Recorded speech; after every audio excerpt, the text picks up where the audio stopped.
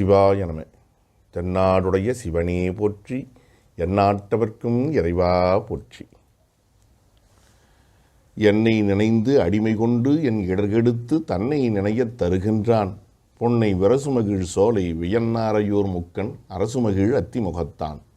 கருமணியை கனகத்தின் குன்றொப்பானே கருதுவார்க்கு ஆற்ற எளியான் தன்னை குருமணியை கோளரவம் ஆட்டுவானே கொள்வேங்கை அதலானே கோவணவன் தன்னை அருமணியை அடைந்தவர்கட்கு அமுது ஒப்பானே ஆனஞ்சும் ஆடியை நான் அவயம் பொக்க திருமணியை திருமுதுகுன்று உடையான் தன்னை தீவினையேன் அறியாதே திகைத்தவாறு. எல்லாம் வல்ல சிவபரம்பொருளின் திருவருளையும் திருக்கைலாய பரம்பரை மெய்கண்ட சந்தானம் திருவாவடுதுறை ஆதீனம் 24ஆம் பட்டம் குருமகா சன்னிதானம் அவர்களின் குருவர்களையும் முதற்கண் மனமொழி மெய்களால் வணங்குகின்றேன். குருமகா சன்னிதானங்களின் அருளாணையின் வண்ணம் நன்னூல் வகுப்பு இணைய வழியில் இனிதின் நடைபெற ஆவண செய்துதவும் தம்பிரான் சுவாமிகள் திருவடிகளை வணங்கி மகிழ்கின்றேன். சைவ சித்தாந்த இயக்குனர் ஐயா அவர்களுக்கும் ஆதீன புலவர் ஐயா அவர்களுக்கும் சைவ சித்தாந்த பேராசிரியர்கள் மற்றும் அமைப்பாளர் பெருமக்களுக்கும் அடியேனுக்கு தமிழ் கற்பித்த சான்றோர் பெருமக்களுக்கும் சைவ அன்பர்களுக்கும் தமிழ் ஆர்வலர்களுக்கும் அன்பு மாணவர்களுக்கும் என் பணிவான வணக்கத்தை உரித்தாக்குகின்றேன். இன்றைய நன்னூல் வகுப்பு 46 சொல்லதிகாரம் பொதுவியல் பகுதி 1. ஒரு பொருளின் பெயராக அமைவது பெயர்ச்சொல். அந்த பொருளின் நிலையை, புடைபெயர்ச்சியை, இயக்கத்தை எடுத்துரைப்பது வினைச்சொல். பெயரினும் வினையினும் உள் உறுப்பாகவும் பெயரையும் வினையையும் சார்ந்து வரக்கூடிய வெளி உறுப்பாகவும் அமைந்து தனக்கென்று அகராதி பொருள் இல்லாமல் இலக்கண பொருள் உடையதாக அமைவது இடைச்சொல். செய்யுளுக்கு உரியதாய் பண்பு முதலியன குறித்து வருவது உரிச்சொல். ஆக பெயரை பற்றி எடுத்துரைப்பது பெயரியல், வினையை பற்றி எடுத்துரைப்பது வினையியல், இடைச்சொல் பற்றி எடுத்துரைப்பது இடையியல், உரிச்சொல் பற்றி எடுத்துரைப்பது உரியியல். இந்த நான்கனோடு பொதுவியல் என்கிற ஒரு இயலையும் 5ஆவதாக கொண்டு அமைவது சொல்லதிகாரமாகும். இந்த பொதுவியல் பெயர், வினை, இடை, உரி ஆகிய 4ற்கும் பொதுவான செய்திகளை கூறுவது. அதாவது பெயரியலில் மட்டும் அமையுமானால் ஒரு செய்தி அது அதற்கு மட்டுமே சொந்தமுடையதாக இருக்கும். ஆனால் பெயருக்கும் வினைக்கும் பொதுவான ஒரு செய்தியை சொல்ல வேண்டும் என்று சொன்னால் ஏதேனும் ஒரு இயலில் சொன்னால் மற்றொரு இயலில் சொல்லாததாகிய குறை வந்து சேரும். அல்லது பெயர்களுக்கும் வினைகளுக்கும் பொதுவான ஒரு செய்தி என்று சொன்னால் பெயரியலும் எடுத்துச் சொல்லி வினையியலும் அதை எடுத்துச் சொன்னால் கூறியது கூறல் என்பதாகிய ஒரு நிலை ஏற்படும். எனவே பெயரியல், வினையியல் ஆகியவற்றுக்கு பொதுவான செய்தி, அதே போல் ஒன்றற்கு மேற்பட்ட இயல்களுக்கு பொதுவான செய்திகள் அமையும் பட்சத்தில் அவற்றையெல்லாம் தொகுத்து சொல்லக்கூடிய இயலாக பொதுவியல் என்கிற ஒன்று அமைகின்றது. இது இறுதியில் அமைந்திருப்பது இயல்பு என்ற போதிலும் இது பெயர், வினை ஆகிய 2 அடுத்தும் இடை, உரி ஆகிய 2ற்கு முன்புமாக நடுவிலே 3வது இயலாக அமைக்கப்பட்டிருக்கிறது. இது பவனந்தி முனிவர் அமைத்தாரா என்று இந்த அமைப்பு முறைக்கான காரணம் நமக்கு தெரியவில்லை, இவர்தான் அமைத்தார் என்று. ஆனால் உரையாசிரியர்கள் இப்படி அமைத்திருக்கிறார்கள், இப்படி அமைந்திருப்பதாக நம்புகிறார்கள். அவர்கள் அதற்கு ஒரு விளக்கம் கொடுக்கிற பொழுது இது சிங்க நோக்காக அமைந்து முன்னும் பின்னுமாக முன்னிரண்டு இயல்களுக்கும் பின்னிரண்டு இயல்களுக்கும் பொதுவான செய்திகளை தன்னகத்தே கொண்டதாக விளங்குகின்றது என்று குறிப்பிடுகிறார்கள். நாம் சூத்திர நிலை குறித்து படிக்கிற பொழுது ஆற்றொழுக்கு, அரிமானோக்கு, தவளை பாய்த்து, பருந்தின் வீழ்வு என்று படித்திருக்கிறோம். அதில் வரக்கூடிய அரிமானோக்கு என்பதாக இதற்குரிய சூத்திர நிலைக்குரியதை இயலுக்குரிய நிலையாகவும் உரையாசிரியர்கள் எடுத்துரைக்கக்கூடிய செய்தியை நாம் அறிந்து கொள்ள முடிகின்றது. சரி, இதில் இருக்கக்கூடிய நூற்பாக்கள் எத்தனை என்று பார்க்கிற பொழுது 68 நூற்பாக்கள் இருக்கின்றன. நாம் முறையே இயலுக்குள் செல்வோம். முதலாவதாக ஒன்று ஒழி பொதுச்சொல். சொல்ல பாருங்கள், தலைப்பை பாருங்கள். ஒன்று ஒழி பொதுச்சொல். பொதுச்சொல் என்றால் 2 பாலுக்கு பொதுவான சொல். ஆணுக்கும் பெண்ணுக்கும் பொதுவான சொல், ஆண்பாலுக்கும் பெண்பாலுக்கும் பொதுவான சொல் பொதுச்சொல். சரி, அந்த சொல் என்ன செய்கிறது? ஒன்று ஒழி. அந்த 2 பால்களுள் ஒரு பாலை நீக்கி மற்றொரு பாலை உணர்த்தும் விதம் எவ்வாறு இருக்கிறது என்று இந்த நூற்பா எடுத்துரைக்கிறது. இங்கே இந்த இடத்துல ஒழிதல் என்ற சொல்லுக்கு ஒழிதல் அல்லது ஒழித்தல் என்று எடுத்துக்கொண்டால் இன்றைய பொருள்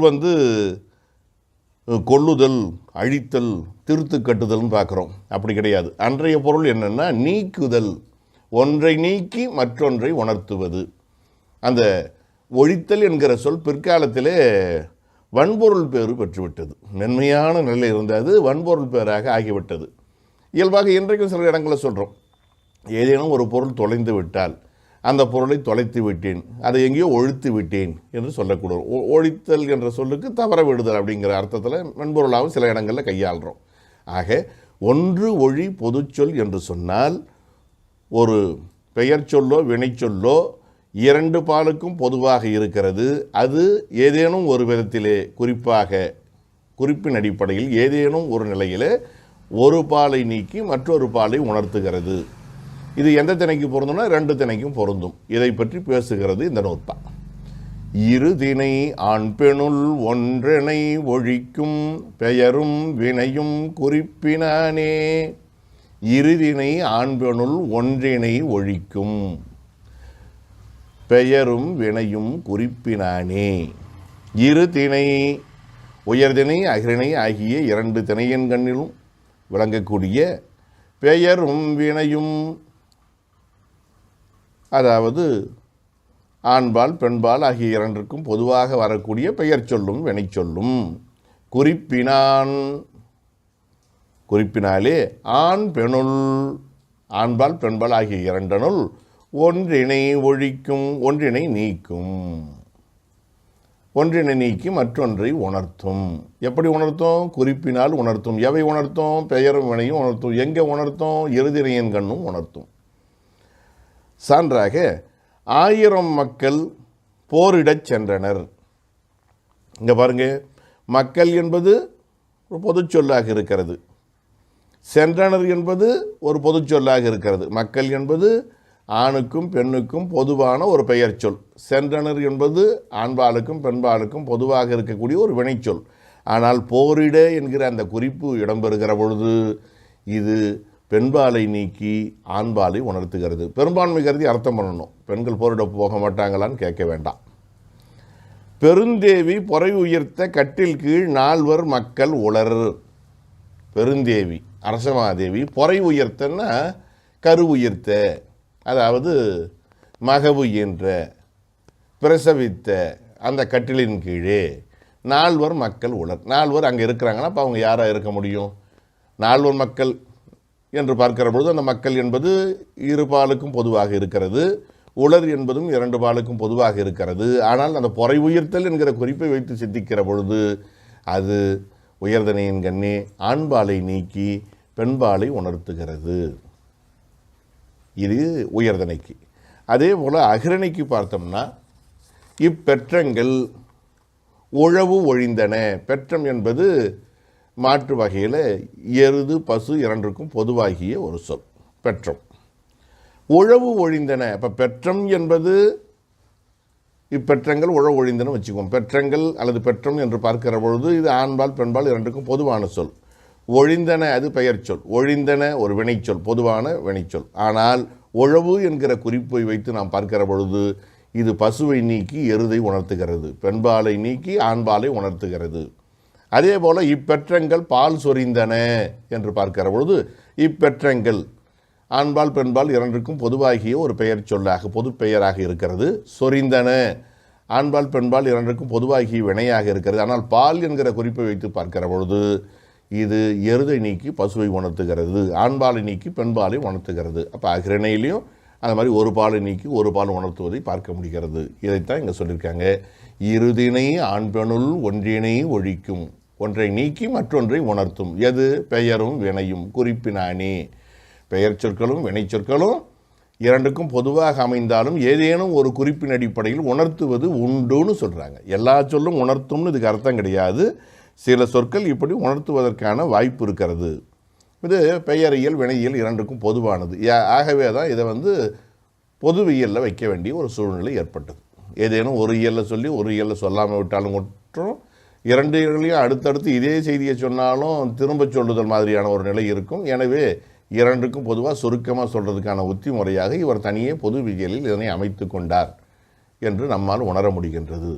இருதினை ஆண்பெணுள் ஒன்றினை ஒழிக்கும் பெயரும் வினையும் குறிப்பினானே. இப்படி இல்லாமல் பொதுவாக கூட நம்ம சொல்லலாம். பெயர் சொல் மட்டுமே உணர்த்தும், வினைச்சொல் மட்டுமே உணர்த்தும் கூட சென்ற ஒரு முயற்சி செய்து பார்க்கலாம். உரையாசிரியர் சொன்னது போக இப்போ இருவர் உடை உடுத்தனர் என்று சொன்னால் இருவர் என்பது பொது பெயர், உடுத்தனர் என்பது பொது வினை. உடை என்பது ஒன்று கண்டுபிடிக்கிற மாதிரி இல்லையா? ஆண்களும் உடை உடுத்துகிறார்கள், பெண்களும் உடை உடுத்துகிறார்கள்.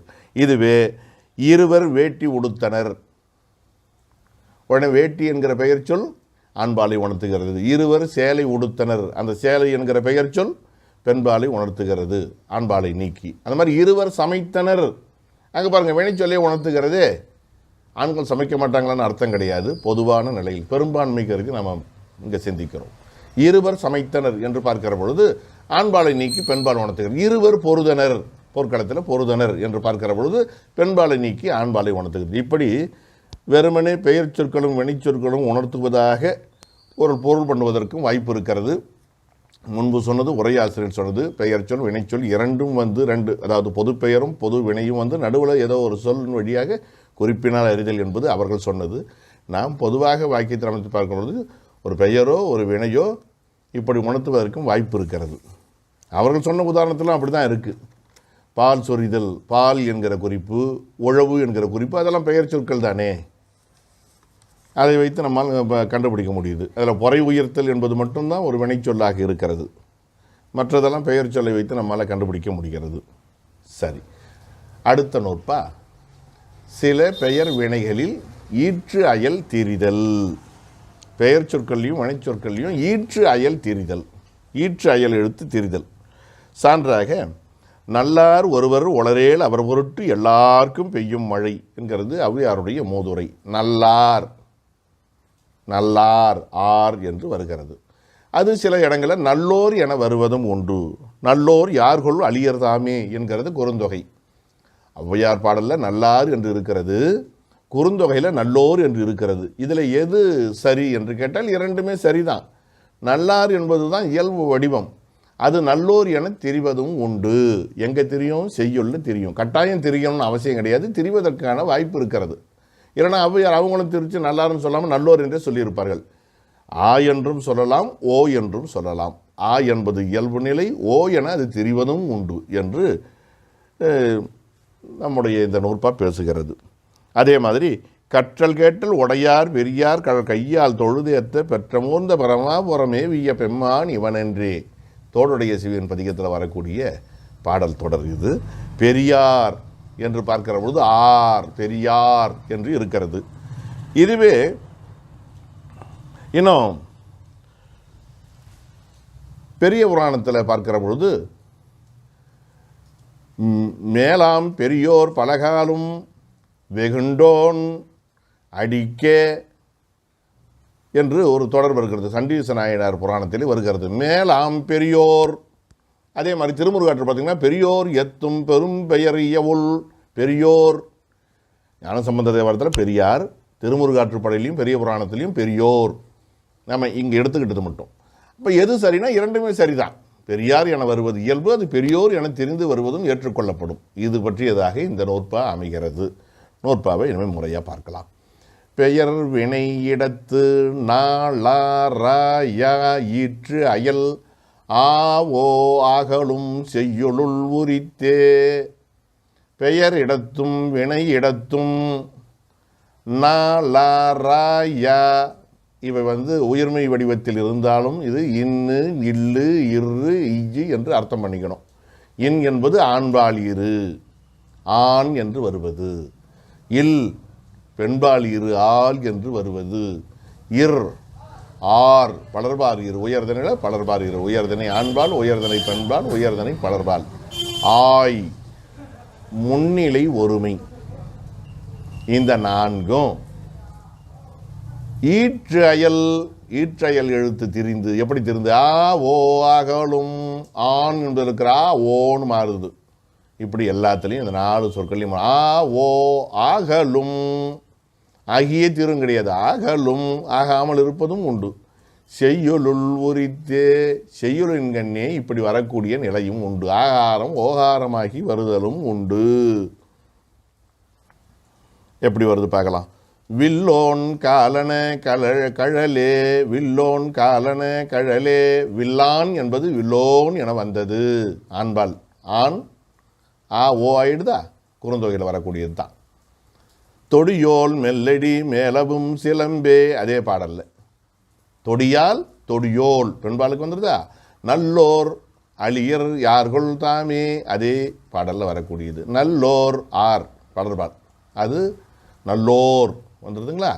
அந்த மாதிரி யகர உற்று இருக்குது பாருங்க. பிரமன் தன் சிரமறிந்த பெரியோய் போற்றி, அப்புறம் பெருமான். பெரியோய் பெரியாய் என வர வேண்டியது பெரியோய், முன்னிலை ஒருமை. இது பெயரில் இருக்கக்கூடிய நிலை. இதே மாதிரி வினை சொல்லலையும் வைத்திருந்து வருவது உண்டு. படைத்தோன் மன்ற பண்பிலாளன், படைத்தான் என்பது படைத்தோன் என்று வினை சொல்ல மாறி இருக்கிறது ஆண்பால். அதே மாதிரி நல்லோல் மன்ற நகு பெயர்ந்தோலே, நல்லோல் நல்லால் நல்லோல் பெண்பால். அதே மாதிரி சென்றோர் அன்பிலர் தோழி, சென்றார் என்பது சென்றோர். வந்தோய் மன்ற தன்கடல் சேர்ப்ப, வந்தாய் வந்தோய் சிலப்பதிகாரத்திலையும் வரும். நீர்வார் கண்ணை என் முன் வந்தோய் யாரையோ நீ மடக்கொடியோய், பாண்டிய மன்னன் கண்ணகியை பார்த்து கேட்குறான், பழக்குறைக்காது. என் முன் வந்தாய் கிடையாது, அது வந்தோய். ஆய் என்பது ஓய் என்று வருகிறது. வெளிமரபில் இது அழகாக பேசப்படும். தொல்காப்பியம் சொல்லதிகாரம் வெளிமரபில் வந்தாய் வந்தோய் என அது மாறும் அப்படின்னு சொல்லுவாங்க. வந்தால் அது வந்தாய் என மாறி அது வந்தோய் என வந்தது அப்படி அர்த்தம் பண்ணணும். அப்போ பெயரிடத்தும் வினையிடத்தும் ஆண்பால் இரு பெண்பால் இரு பலர்பால் இரு முன்னிலை ஒருமை இரு ஆகிய அந்த ஆண் ஆள் ஆர் ஆய் ஆகிய நான்கண்ணும் இருக்கக்கூடிய ஆகாரம் ஓகாரமாக ஆதலும் உண்டு. ஆகியே தீரும் கிடையாது, ஆதலும் உண்டு. அந்த வந்து ஆகாமையே பெரும்பான்மை என்க என்று நமக்கு உணர்த்துகிறது. இது செய்யுளுள் உரித்தே. செய்யுள்ள இவ்வாறு வரக்கூடிய நிலைமை உண்டு. இப்போ சிலது மாறாமல் இருக்கும். உண்ணான் என்பதை உண்ணோன்னு சொல்ல முடியாது, உறங்கான் என்பதை உறங்கோன் என்று நம்ம சொல்ல முடியாது. ஆக ஏற்புழி கோடரால் ஆவோ ஆகாத சொற்களும் உள என்று நீங்கள் புரிந்து கொள்ளுங்கள். செய்யுள் வழக்கே அன்றி உலக வழக்கிலும் இவை வருவது உண்டு. சிறியார் என்பது சிறியோர், பெரியார் என்பது பெரியோர், நல்லார் என்பது நல்லோர், தீயார் என்பது தீயோர், எல்லோரும் எல்லாருங்கிறது எல்லோரும் என ஆ ஓ ஆகக்கூடிய நிலை பேச்சு வழக்கில் உலக வழக்கிலும் இருக்கக்கூடிய நிலையை பார்க்கிறோம். சிறியோர் செய்த சிறுபிழை எல்லாம் பெரியோர் ஆயின் பொறுப்பது கடனே செய்யுள்ள ரொம்ப அழகாக வருது. பேசும்போதும் கூட சிறியோர் பெரியோர் என்று நம்ம சொல்லக்கூடிய நிலை இருக்கிறது. இந்த யகரமை இருக்குது பாருங்க, அது ஈற்றயல் ஆ ஓ ஆதல் இருக்குது பாருங்க. அது என்ன சொல்றாங்க, வினையார் அணையும் பெயராக இருக்குது. பெயரையல்ல பார்க்கிற பொழுது வினையார் அணையும் பெயராக இருக்கிறது. பெரும்பாலும் கொடுத்தாய் கொடுத்தோய் என்று சான்று கொடுக்கிறார்கள். சான்று உரையாசிரியர் பெருமக்கள் சொல்லும்போது கொடுத்தாய் கொடுத்தோய் என்று கொடுக்கிறார். அப்போ கொடுத்தவன் அதுதான் வினையார் அணையும் பெயர் தான் அங்கு சான்றாக தரப்படுகிறது. நாம் குறிப்பு வினைமுற்றை சொல்லிட்டோம். இங்கே சொல்லும் பொழுது வந்தாய், அதாவது நாம் சொல்லும் பொழுது இங்கே பெரியாய் பெரியோய் என்று சொல்லியிருக்கிறோம். பெரும்பாலும் சொன்னது கொடுத்தாய் கொடுத்தோய். அப்போ கொடுத்தவன் தான், அந்த வினையால் அணையும் பெயர் தான் அங்கே இருக்கிறது யகர ஒற்றை பார்க்கிற பொழுது. ஆக பெயருக்கு யகர ஒற்று வினையால் அணையும் பெயராக இருக்கிறது. அதுவே வினைச்சொல்லாக இருக்கிற பொழுது பார்க்கிற பொழுது வந்தாய் என்பது வந்தோய் என மாறி இருக்கிறது. ரெண்டுத்துக்கும் வித்தியாசம் அவ்வளோ நுணுக்கமாக பார்த்தா தான் தெரியும், மேலோட்டமாக பார்த்தா தெரியாது. அதை நம்ம தெரிஞ்சுக்கணும். அந்த மாதிரி அந்த ஆகாரம் மட்டும்தான் ஓகாரமாகணும் கிடையாது, ஆகாரமும் ஆகும் என்று சொல்லக்கூடிய நிலையும் உண்டு. ஆவோ ஆகலும் என்று இருக்கக்கூடிய உம்மையை ஆக்க உம்மை என்பதாக ஆக்கி கொண்டு இதை ஆக்க உம்மையாக நினைத்து அகரம் ஓகாரமாக ஆதலும் கொள்கை என்கிறார் மயில்நாதர். பழமுதிர் சோலை மலை கிழவோனே, கிழவன் என்பதுதான் கிழவோன். ஆ மட்டும் ஓ ஆகாது, அன் ஆண் இருக்கிறது அதுதான் ஓன் என்று ஆகும் கிடையாது. கிழவன் அன் இருக்கிறது அதுவும் ஈற்றையில் எழுத்தாகிய அகரமும் ஓகாரமாகும் என்பதற்கு அவர் சான்று சொல்லுகிறார். இதை வைத்துக்கொண்டு பின்னால் வந்த உரையாசிரியர்கள் புலவோர் என்று ஆனது. புலவோர் ஆச்சுன்னு சொல்லக்கூடாது. புலவர் புலவோர், சிலர் சில்லோர், பலர் பல்லோர், இருவர் இருவோர், இப்படியெல்லாம் வரக்கூடிய நிலை இருக்கிறது. அகரம் ஓகாரமாக ஆகக்கூடிய நிலை இருக்கிறது என்று பிற்காலத்து உரையாசிரியர்கள் நமக்கு எடுத்துரைக்கின்றார்கள். இந்த ஆ ஓ ஆதல் என்பது இருதனைக்கும் உரியதான்னு கேட்டால் இல்லை. ஏன்னா அங்கே ஆண்பால் பெண்பால் பலர்பால் முன்னிலை ஒருமை இதெல்லாம் வச்சு பார்க்கிற பொழுது பெரும்பான்மை கருதி இது உயர்தனைக்கு மட்டுமே உரிமையுடையது என்க உயர்தனை இடத்து மட்டும் இதில் கொள்கை என்கிறார் கோபாலாச்சாரியார் என்கிற உரையாசிரியர். அது ஏற்றுக்கொள்ளத்தக்க நல்ல ஒரு கருத்து. அடுத்தது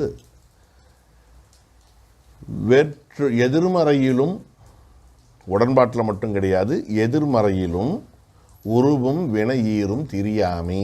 இது என்னன்னா 8 வேற்றுமைகள் இருக்கின்றன, அவற்றில் வேற்றுமை உருவுகள் இருக்கின்றன. அந்த மாதிரி வினை என்று சொன்னால் வினையினுடைய வடிவம் 3 ஞாபகம் வச்சுக்கணும். ஒன்று வினைமுற்று, இன்னொன்று பெயரெச்சம், இன்னொன்று வினையெச்சம். 3னுடைய வடிவம் இருக்க. வந்தான், அங்கே என்ன வேறு சொல்? வா என்கிற பகுதி வினைப்பகுதி தானே இருக்கிறது. அதே மாதிரி வந்த அந்த பெயர் சொல்லி பாருங்கள், அதில் வினைப்பகுதி தானே இருக்குது, பெயர் பகுதி இல்லை. பெயரெச்சம் பெயரை கொண்டு முடியுங்கிறது வேறு. ஆனால் இது வினையிலிருந்து பிறந்தது தான் பெயரெச்சம். கவனிக்கணும், பெயரிலிருந்து பிறந்தது பெயரெச்சம் ஆமான்னு சொல்லக்கூடாது. வினையெச்சம் பார்க்கிற பொழுது வந்து நின்றான், அதுக்கும் வேறு எது? வா. வந்தான் என்கிற வினைமுற்றாக இருந்தாலும் சரி, வந்த என்கிற பெயரெச்சமாக இருந்தாலும் சரி, வந்து என்கிற வினையெச்சமாக இருந்தாலும் சரி, இந்த 3க்குமே வா என்கிற வினைச்சொல் தான் பகுதியாக இருக்கிறது. எனவே இந்த 3ம் மூவகை வினை என்று சொல்லப்படும். நாம் அடுத்து சில நூற்பாக்களுக்கு இதை மறக்காமல் நினைவு வைத்து பொருள் கொள்ள வேண்டும். 8 வேற்றுமை 6 வேற்றுமை இருக்குது, 8 வேற்றுமை 7 6 வேற்றுமை உருவுகள் இருக்குது. முதல் வேற்றுமையும் 8வது வேற்றுமையும் உருவு இல்லைன்னு மற்றவங்க சொல்லுவாங்க. இவங்களை கேட்டால் முருகனகணவன் அது எழுவாய் உருவு என்க, அந்த விழி வடிவம் மாறுது பாருங்கள், அதுதான் விழி உருவு என்க என்பது நன்னூலாருடைய பாணி. ஆகையினால் அவரை பொறுத்தவரை 8 உருவு. வினை என்று வெறுமனே சொல்லப்பட்டாலும் மூவகை வினைன்னு நம்ம அர்த்தம் பண்ணிக்கணும். வினைமுற்று, பெயரெச்சம், வினையெச்சம் மறக்கக்கூடாது. இவை உடன்பாட்டில் வராமல் எதிர்மறையில் வந்தாலும், எதிர்மறைன்னா செயல் நடந்ததை சொன்னால் உடன்பாடு, நடக்கலைன்னு சொன்னால் எதிர்மறை. எதிர் மறுத்து உரைப்பினும், இந்த செயல் நடைபெறவில்லை என்று சொன்னாலும் தத்தம் ஈற்று உருவின் திரியா என்ப, இவை தம் ஈற்றிலும் உருவிலும் திரிய மாட்டா. இந்த உருவோட சேர்க்கணும், இந்த வினையை ஈரில் சேர்க்கணுமா. உருவு வினை என்று வரிசையாக சொல்லி இங்கே ஈறு உருவு என்று மாற்றி சொல்லுகிறார். உருவு வினை என்று சொல்லி இங்கே உருவு ஈறு என்று சொல்லவில்லை, ஈறு உருவுங்கிறார். இந்த உருவுக்குரியது இந்த முதல்ல இருக்கக்கூடிய உருவுக்குரியது இந்த 2வது உருவு, இந்த 2வது இருக்கிற வினைக்குரியது இந்த முன்னால் இருக்கிற ஈறு. அப்போ இது நிரலாக இருக்கிறது, ஆனால் வரிசையாக இல்லை, மாறி இருக்கிறது. 1 2 என்று இருந்து கீழையும் 1 2 இருந்தால் அது முறை நிறை. இது வரிசைமாக இருக்கிறது 1 2 2 1 என்று மாறி இருக்கிற காரணத்தினாலே எதிர் நிறை. ஒரு நூற்பாவுக்குள்ளே இப்படியெல்லாம் அமைக்க முடியுமா? என்ன ஒரு நயம் பாருங்க, கவனித்து பார்க்கணும். இதெல்லாம் உருவும் வினையும் 8 வகை வேற்றுமை உருவுகளும் 8 வகை வேற்றுமைகளும் மூவகை வினைகளும். மீண்டும் சொல்கிறேன், வினைமுற்று, பெயரெச்சம், வினையெச்சம் ஆகிய 3 ஆகிய வினைகளும். எதிர் மறுத்து உரைப்பினும், உடன்பாட்டில் சொல்வதோடு அன்றி, இந்த இறந்ததழி எச்சோமையை அர்த்தம் வச்சுங்க. எதிர் மறுத்து உரைப்பினும், செயல் நடைபெறவில்லை என்று மறுத்து பேசினாலும் தம் ஈற்று உருவின் திரியா என்ப, இவை தத்தம் ஈற்றிலும் உருவிலும் திரிய மாட்டா என்று சொல்வார்கள். உருவில் தெரியாது, வினை ஈற்றில் தெரியாது என்று நாம் இயைத்து கொள்ள வேண்டும். எப்படி பார்க்கலாம்? இப்போ நடந்தான், அது நடவான் என்று வருகிறது. அப்போ ஈறு தெரியல, அதே ஆண் தான் இருக்கிறது. நடந்தான் என்கிறது ஆண்பால் விகுதி, ஆண் தான் இருக்குது. நடவான் என்று சொன்னாலும் அதுதான் இருக்கிறது. நடந்தால் நடவால் பெண்பால், நடந்தார் நடவார் பலர்பால். அதே மாதிரி வினையெச்சம், நடந்து வந்தான், நடவாது வந்தான் சொல்லுங்கள். படித்த பையன், படிக்காத பையன், வினை எச்சத்துக்கு சொன்ன மாதிரியே பெயர் எச்சத்துக்கும் சொல்லுங்கள். வேற்றுமை உருபலை எப்படி வருதுன்னு கேட்டால் சாத்தன் வருவான், இது உடன்பாடு. சாத்தன் வாரான், எதிர்மறை.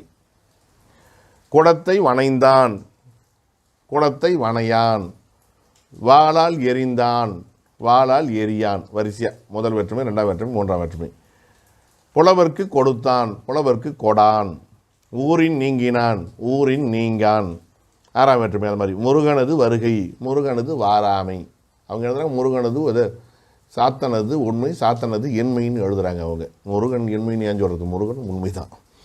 முருகனது வருகை, முருகனது வாராமைன்னு நம்ம வச்சுக்குவோம். நல்லார்கன் சேர்ந்தான், நல்லார்கன் சேரான். நண்பா போ, நண்பா போகேல். இதில் பார்க்கிற பொழுது அந்த வேற்றுமை உருவுகள் எல்லாம் முறையே வருகின்றன. வினைச்சொல்ல இருக்கக்கூடிய நடுவில் அது எதிர்மறை உருவு மட்டும் கூடுதலாக வருகிறது, அவ்வளவுதான் அங்கே மாற்றம். மற்றபடி அது பெயர் சொல்லை கொண்டு முடியக்கூடிய நிலையை பார்க்குறோம். எந்த மாற்றமும் புதிதாக இல்லை. என்கிற ஒரு எதிர்மறை இடைநிலை வெளிப்படையாகவோ அல்லது புணர்ந்து கட்ட நிலையிலோ இருக்கிறது என்பதை மட்டும் நாம் தெரிந்து கொள்கிறோம். ஆக வேற்றுமைகள் மறுத்துரைத்த போதிலும் உரிய ஈறுகளை பெற்று வந்தன பார்த்தோம். பெயர் வினைகளை பெற்று வந்தன என்றும் சொல்லலாம். இப்போ சாத்தன் என்கிற ஒரு எழுவாய் வந்தான் என்கிற ஒரு வினைமுற்றை கொண்டு முடிவதைப் போல எதிர்மறையில் வந்தாலும் சாத்தன் வாரான் அதே வினைமுற்றைத்தான் கொண்டு முடியுது. அந்த வடிவத்தை தான், வடிவத்தில் அந்த பெயர் கொண்டு முடிதல் வினை கொண்டு முடிதல் என்பதில் மாற்றமில்லை. சாத்தனது வருகை, சாத்தனது வாராமை, அங்கேயும் பாருங்கள் அதது எதை கொண்டு முடியுமோ அதை தான் கொண்டு முடியுது, மாற்றமில்லை. உரையிற்கோடலாலே செய் என்னும் வாய்பாட்டு வினையச்சம் எதிர்மறையிலே கொஞ்சம் வடிவம் மாறி செய்யாமல், செய்யாமே, செய்யாமை என வரும் என்று உரையாசிரியர் சொல்கிறாங்க. இப்போ செய்தான், அதாவது எதிர்மறை வினைச்சம் செய்து என்பதற்கு பதிலாக செய்யாமல். முருகன் உண்டு முடித்தான், முருகன் உண்டு சென்றான், முருகன் உண்ணாமல் சென்றான், முருகன் உண்ணாமையை சென்றான், முருகன் உண்ணாமையை சென்றான் என்று வெவ்வேறு வடிவத்தில் வந்தாலும் அதை ஏற்றுக்குங்க. வாய்பாடு திரிதல் என்று பெரிதாக தனித்தனியே கணக்கிட வேண்டாம். அது ஒரு உரையிற்கோடலாலே இவற்றையும் கருத்திற்கொள்க என்று உரையாசிரியர்கள் சுட்டுகிறார்கள். நடத்தல் என்னும் தொழிற்பெயருக்கு பார்த்திங்கன்னா எதிர்மறையில் நடவாமை என்று வருகிறது. உண்ணாய் என்கிற அந்த ஏவல் வினைமுற்றுக்கு சொல்லுகிற பொழுது உண்ணேல், உண்ணாதே என எதிர்மறை வடிவங்கள் நிற்கின்றன. நடக்குங்கால் என்பதற்கான எதிர்மறை வடிவமாக நடவாக்கால் என்பதனை பார்க்கிறோம். இது மட்டும் கிடையாது, மயிலைநாதர் ஒரு விதமாக சிந்திக்கிறார். உண்டன என்பதற்கு உண்ணா என்று அல்லவா வடிவம் வருகிறது. பசுக்கள் உண்டன, பசுக்கள் உண்ணா அப்படி பார்க்கிற பொழுது என்று இங்கே முடிகிறது, அங்கே என்று முடிகிறது. இது சரியா என்று அவரே வினவிக்கொண்டு அவரே ஒரு விடை தருகிறார். உண்டன பசுக்கள் உண்டன, பசுக்கள் உண்ணாத என்றும் சொல்லலாம். பசுக்கள் உண்டன தெளிவாக தெரியுது, உடன்பாடு. பசுக்கள் உண்ணாத என்றும் சொல்லலாங்கிறார் அவர். அது எப்படி? உண்ணாதன அது பெயரெச்ச வடிவம் அல்லவா என்று நாம் நினைக்க வேண்டியதில்லை. பசுக்கள் உண்ணாதன என்று அங்கே அர்த்தம். அங்கே எதிர்மறை இடைநிலையாக வருகிறது. என்கிற சாரியை மறைந்து வருகிறது. உண்ணாதன என்று வரவேண்டியது உண்ணாதன என்று வெளிப்படையாக போட்டாலும் அகரம்தான் வருகிறது. உண்ணாத என்று போட்டாலும் அகரம்தான் வந்து முடியுது இறுதியில். ஆகையினால உண்டன என்பதற்கு இணையாக எதிர்மறையிலும் அகரமே நிற்கிறது என்று நிரூபிக்காட்டுகிறார். அகரத்துக்கு ஆகாரம் நிற்பதாக நீங்கள் கருத வேண்டியதில்லை, அகரம் நிற்பதற்கான சூழ்நிலையும் இருக்கிறது என்று நிரூபிக்காட்டுகிறார் மயிலைநாதர். அவ்வாறு சங்கர நமச்சிவாயரும் பார்க்கிற பொழுது ஓடிய குதிரை என்பதற்கு ஓடா குதிரை என்று வருகிறதே. இங்கே என்கிற பெயரச்ச வடிவம் இருக்கும்போது அங்கே என்று மாறி இருக்கிறது அல்லவா என்று நீங்கள் நினைக்க வேண்டியதில்லை. அது ஓடாத குதிரை தான். ஓடிய குதிரை, ஓடாத குதிரை. இங்கேயும் அகரம்தான், அங்கேயும் அகரம்தான். அது ஈறுகட்டு வருகிறது ஓடா குதிரை என்று. அவருடைய பூரண வடிவம் அது, முழு வடிவம் அது. அது குறைந்து ஈறு திரிந்து ஈறு கெட்டு ஓடா குதிரையிட நிற்கிறது என்று அவரும் இந்த வடிவத்தை குறித்த விளக்கத்தை நமக்கு எடுத்துரைக்கின்றார். முகவை ராமானுச கவிராயர் என்பவர் குறிப்பிடுகிற பொழுது நடவான் என்கிற அந்த எதிர்மறை சொல் இருக்கிறது. அது நடந்தான், நடக்கின்றான், நடப்பான் ஆகிய மூன்றிற்கும் உரிய ஒரே எதிர்மறை சொல்லாக விளங்குகின்றது என்று சொல்லி மற்ற சொற்களுக்கும் இவ்வாறே விளக்கம் கொடுக்கிறார். அதுவும் ஏற்றுக்கொள்ளத்தக்க ஒரு கருத்தாக அமைகின்றது. பெயரெஞ்சி கிளவியும் வினையஞ்சி கிளவியும் எதிர்மறுத்து உரைப்பினும் பொருள்நிலை திரியா என்பது தொல்காப்பியம். பொருள்நிலை தெரியாமைனா என்ன என்கிற பொழுது அதுக்கு விளக்கம் எழுதுகிற சேனாவரையர் ரொம்ப அழகாக சொல்கிறாரு. அதாவது ஒரு பெயரச்சும் எதை கொண்டு முடியும்? நாம் முன்பே பார்த்துருக்குறோம். செய்பவன், கருவி, நிலம், செயல், காலம், செய்பொருள் அல்லது செய்யப்படும் பொருள் ஆகிய ஆறையும் கொண்டு முடியும். உதாரணமாக செய்பவன், உண்ட சாத்தன், இதெல்லாம் எப்படி உடன்பாட்டில் வந்ததோ அப்படியே தான் எதிர்மறையிலையும் அதே தான் கொண்டு முடியும்னு சொல்ல வராங்க. வேறு ஒன்றும் கிடையாது. அது எங்கேயும் பொருந்தும். உண்ட சாத்தன் செய்பவன் தானே. உண்ட சாத்தன், உண்ணாத சாத்தன், அது எப்படி? அதாவது உடன்பாட்டு பெயரச்சம் எப்படி செய்பவனை கொண்டு முடிந்ததோ இதுவும் செய்பவனை கொண்டு முடிகிறது. அதே மாதிரி வணைந்த கோல், வணையா கோல் கருவி, உண்ட இடம், உண்ணாத இடம் நிலம், கற்ற கல்வி, கல்லா கல்வி செயல். கற்றல் என்பது கல்வி, அந்த செயல்ங்கிறது கற்ற கல்வி, கல்லா கல்வி செயலை குறிக்கிறது. கல்விங்கிறது கற்றலை குறிக்கிறது கல்வி. வந்த நாள், வராத நாள் அது காலத்தை குறிக்கிறது. உண்ட சோறு, உண்ணாச்சோறு இது செய்யப்படும் பொருளை குறிக்கிறது. நமக்கு ஒரு சந்தேகம் வரலாம். சேனாவரையர் அதையே வைத்துட்டு அவரே விளக்கம் கொடுக்குறார். வணைந்த கோல், வணையாக்கோல் என்று பார்க்கிற பொழுது அங்கே கருவின்னு சொல்கிறீங்களே, வணைந்த கோல் என்று சொன்னால் ஒரு குயவர் பானையை வணைவதற்கு தண்டச்சக்கரம், திரிகை முதலானவற்றை பயன்படுத்துகிற பொழுது ஒரு கோலையும் பயன்படுத்துகிறார். வணைந்த கோல், வணைதற்கு உதவிய கோல் என்று பார்க்கிறோம். செயல் நடக்கிறது, எனவே அங்கே கருவி இருக்கிறது, அதில் ஒரு நியாயம் இருக்கிறது. அந்த கருவின்னு சொல்கிறது. வணையா கோல் என்று சொன்னால் செயலே நடைபெறவில்லை, அப்புறம் அந்த கோலை அந்த கருவி என்கிற பொருளை எப்படி சொல்லுவது என்று அவரே வினவுகின்றார். இப்படி ஒரு கேள்வியை கேட்டு அதுக்கு அர்த்தம் என்னன்னு கேட்டால் அவரே விளக்கம் கொடுக்குறார். இன்றைக்கு செயல் நடைபெறவிட்டால் நாளைக்கு நடக்கும். வணையாக்கோள் அது வணைதற்கு உரிய கோளுங்கிறது நம்மளை அதில் யாரும் சந்தேகமும் இல்லை. இன்றைக்கு வணையாத கோள் நாளைக்கு அது வணையறதுக்கு உதவலாம். என்றைக்குமே அது உதவாத கோள்னால் இது வணைதலுக்கு உரியதாக அதை சொல்லியிருக்க மாட்டாங்க. இன்றைக்கு சம்பவம் நடைபெறவில்லை என்பதை குறிப்பது தான் எதிர்மறை. இனி எப்போவும் நடக்காதுன்னு சொல்கிறது கிடையாது எதிர்மறை. அதனால் வணையாக்கோள் என்று சொன்னால் பிறகு அது வணைய உதவலாம். அதனால் அதுவும் கருவியில் அடக்கி கொள்ளப்படும் என்று அழகாக விளக்கம் தருகிறார். அதே மாதிரி இந்த நூற்பாவுக்கு இந்த பெயரெச்சம் எதிர்மறையாக வந்தபோது பெயரை கொண்டு முடிதல், வினையெச்சம் எதிர்மறையாக வந்தபோது வினையை கொண்டு முடிதல், வினைமுற்று எதிர்மறையாக வந்தபோது பெயரை கொண்டு முடிதல் என்கிற அந்த பொருளையும் நாம் பொருத்தி பார்க்க தக்கதாக இது அமைகின்றது. வேறு ஒன்றும் கிடையாது. உருவும் வினையும் எதிர்மறுத்து உரைப்பினும் திரியா தம் தம் ஈற்று உருவின் என்ப. 8 வேற்றுமுறும் உடன்பாட்டில் என்ன சொன்னமோ அதே தான் எதிர்மறையிலையும் சொல்லியிருக்கிறோம். அங்கே வடிவம் தான் மாறி இருக்கிறது. அதாவது வேற்றுமை உருவுகளை பொறுத்தவரையில் 8 வேற்றுமைகளை பொறுத்தவரையில் பயனிலையிலே வடிவம் மாறுகிறது. வந்தான், வந்திலன், உண்டான், உண்டிலன், உண்டான், உண்ணான், ஏதோ ஒன்று. இங்கே வேற்றுமை உருவுகளிலே மாற்றமில்லை. ஆனால் பயனிலையிலே வினை முற்றிலே மாற்றம் நடக்கிறது. வடிவத்தில் பெரிய மாற்றம் இல்லை. அதனால் அது உருவு சார்ந்தது. வினை என்று பார்க்கிற பொழுது பெயரெச்சம், வினையெச்சம், வினைமுற்று இந்த மூன்றும் பார்க்கிற பொழுது மீண்டும் அது எவையவற்றை கொண்டு முடிகிறதோ அவ்வவற்றை பெயரை கொண்டு முடியும், வினையை கொண்டு முடியும் என்பதில் எந்த பெயரெச்சம் உடன்பாடாக இருந்தால் எப்படி பெயரை கொண்டு முடியுமோ அதே மாதிரி எதிர்மறையாக இருந்தாலும் அப்படி தான் முடியும். வினையெச்சம் எப்படி வினையை கொண்டு முடிகிறதோ உடன்பாட்டில் அதே மாதிரி தான் எதிர்மறையிலையும் முடியும்.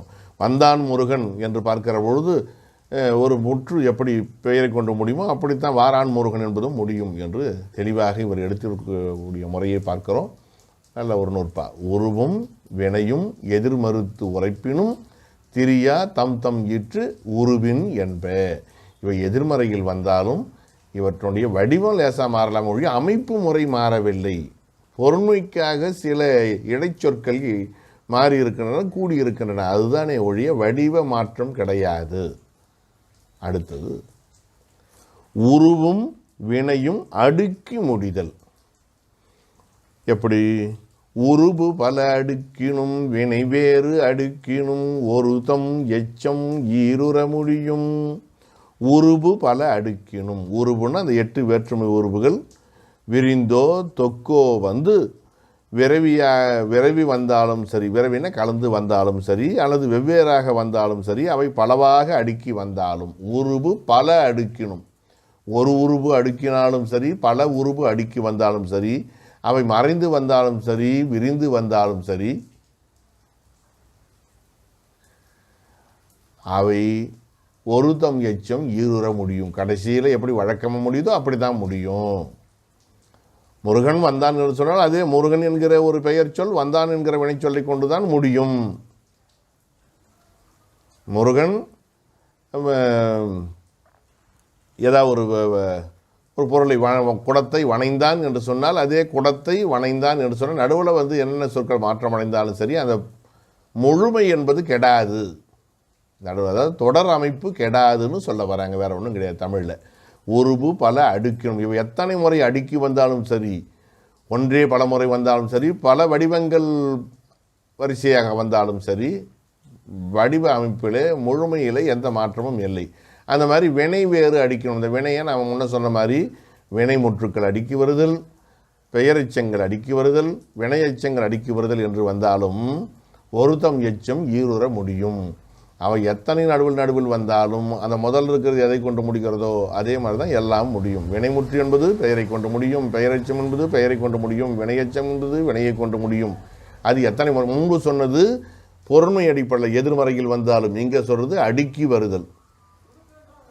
உருபு பல அடுக்கினும் வினை வேறு அடுக்கினும் ஒருதம் எச்சம் ஈருற முடியும் என்பதாக அவர் எடுத்துரைக்கக்கூடிய ஒரு பாங்கினை பார்க்கிறோம். அடுத்து இதில் சான்று தருகிறார்கள் சான்றோர்கள். எழுவாய் வேற்றுமை வினை கொண்டு முடியும். முருகன் வந்தான், இதுக்கு பதிலாக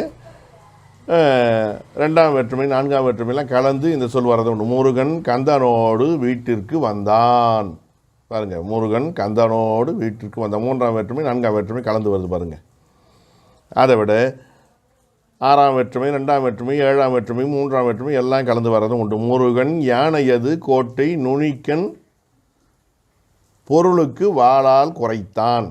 யானையது 6ஆம் வேற்றுமை, கோட்டை 2ஆம் வேற்றுமை, நுனிக்கன் 7ஆம் வேற்றுமை, பொருளுக்கு 4ஆம் வேற்றுமை, வாளால் 3ஆம் வேற்றுமை, இவ்வளவும் வருது பாருங்கள்.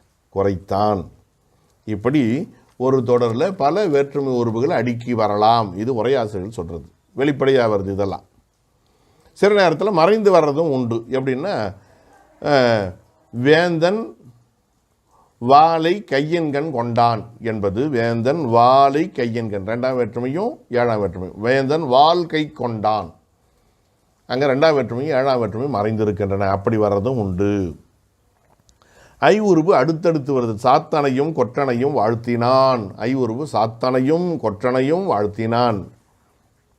கூ உருவு அடுத்தடுத்து வர்றது. சாத்தனுக்கும் கொற்றனுக்கும் கொடுத்தான். அரசன் கொடுத்தான்னு வச்சுங்க. சாத்தனுக்கும் கொற்றனுக்கும், சாத்தனுக்கு கொற்றனுக்கும் அடுக்கி வருது இல்லைங்களா? கூ உருவு அடுக்கி வருது. சாத்தனையும் கொற்றனையும், சாத்தனை கொற்றனை ஐ உருவு அடுக்கி வருது என்று உரையாசிரியர்கள் விளக்கம் தர்றாங்க.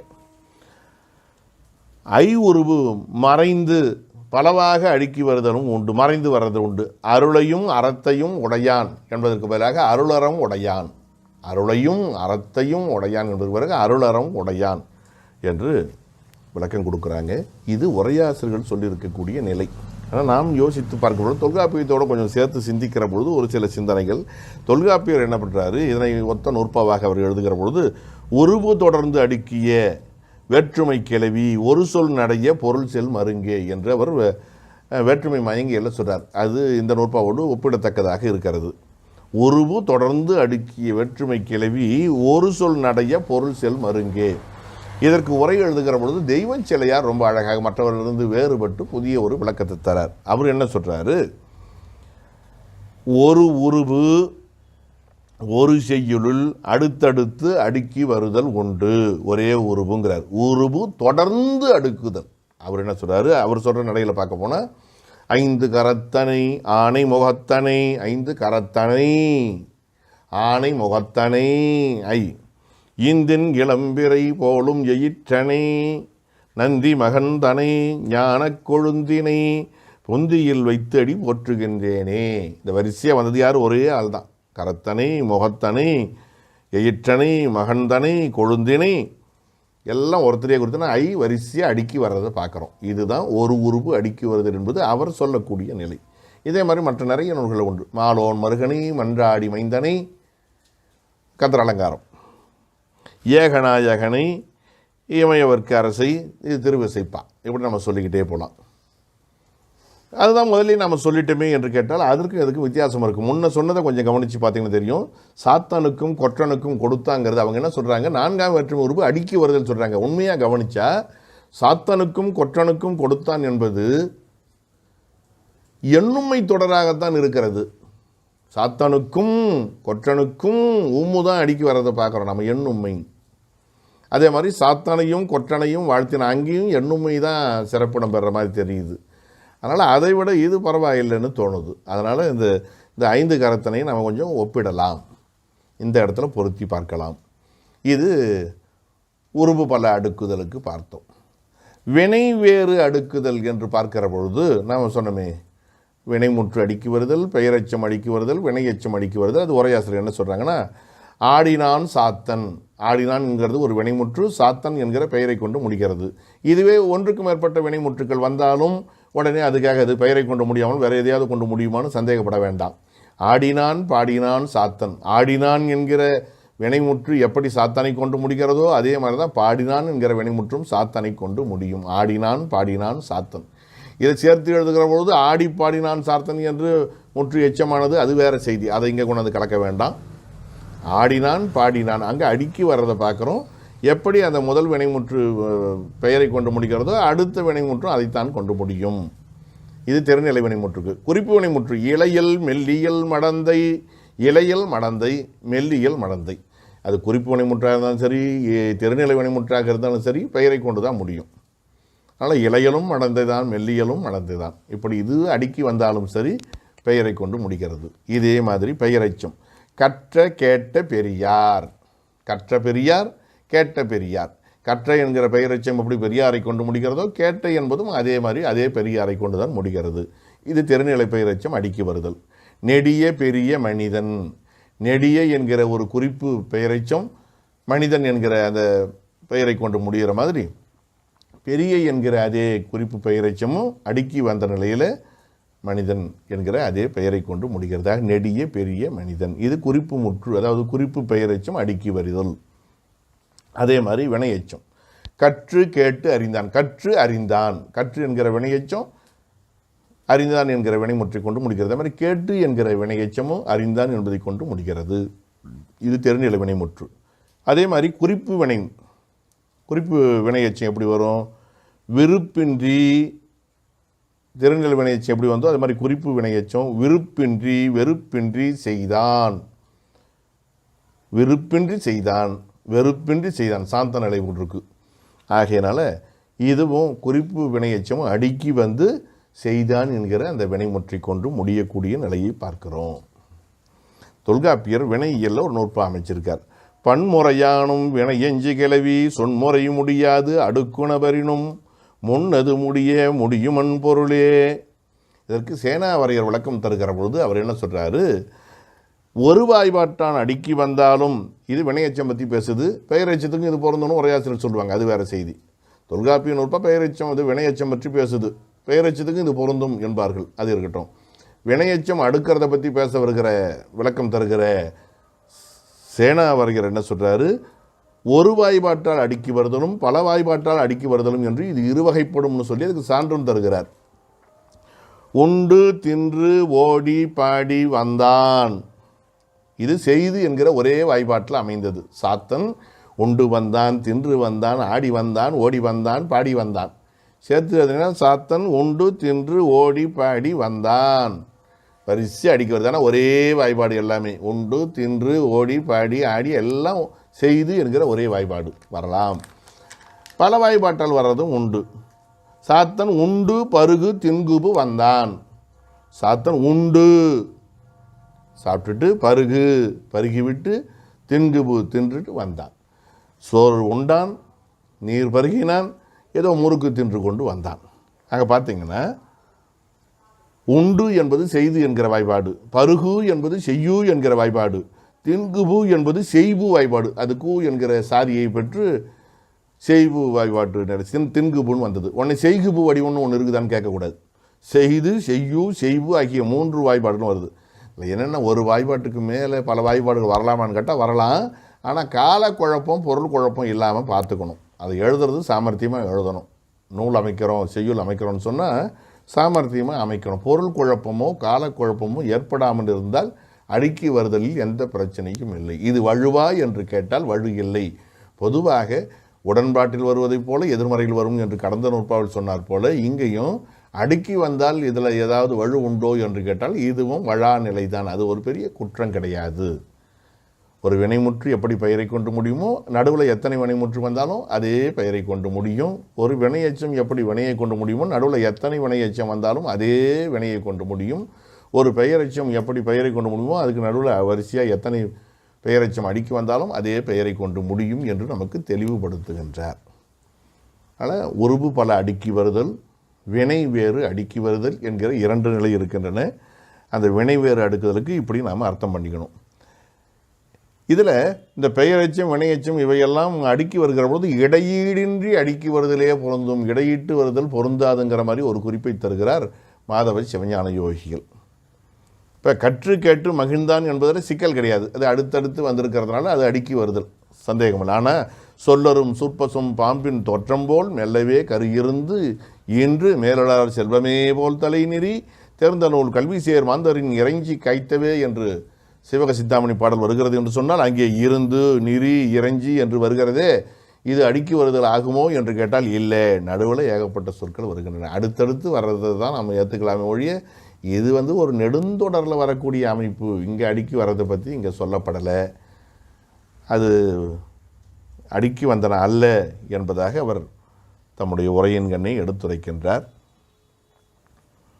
ஆக சேனாவரையர் கோணத்திலிருந்து பார்க்கிற பொழுது நாம் இந்த நூற்பாவையும் சிந்திக்கிறோம். இப்போ வினையச்சம் எப்படி சொன்னோமோ அதே மாதிரி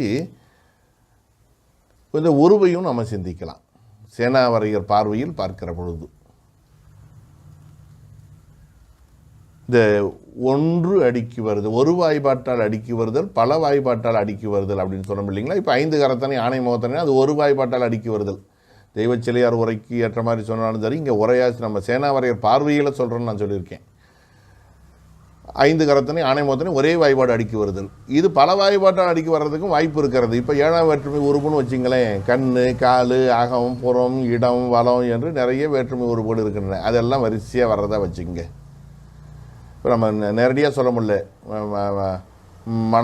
மனத்தகத்தான், தலைமேலான், வாக்கின் உள்ளான். அங்கே பாருங்கள், மனத்து அகத்தான், அங்கே அகம் இருக்கிறது, தலை மேல் அங்கே மேல் இருக்கிறது, வாக்கின் உள்ளான் உள் இருக்கிறது. அது தனித்தனியாக வந்தால், இந்த மாதிரியான நடை இல்லாமல் தனித்தனியாக வந்தால் நம்ம எடுத்துக்கலாம். அந்த மாதிரி ஏதாவது வருமானால் வேற்றுமை உறுப்புகள் 5 கரத்தனை ஆணை முகத்தனை என்பதைப் போல ஒடு ஓடு உடன் என்பது அடுத்தடுத்து வருவதோ அல்லது கண், கால், அகம், புறம், மேல், கீழ், உள், இடம், வலம் என்றெல்லாம் சார், புடை என்றெல்லாம் வருவதாக வைத்துக்கொள்வோம்.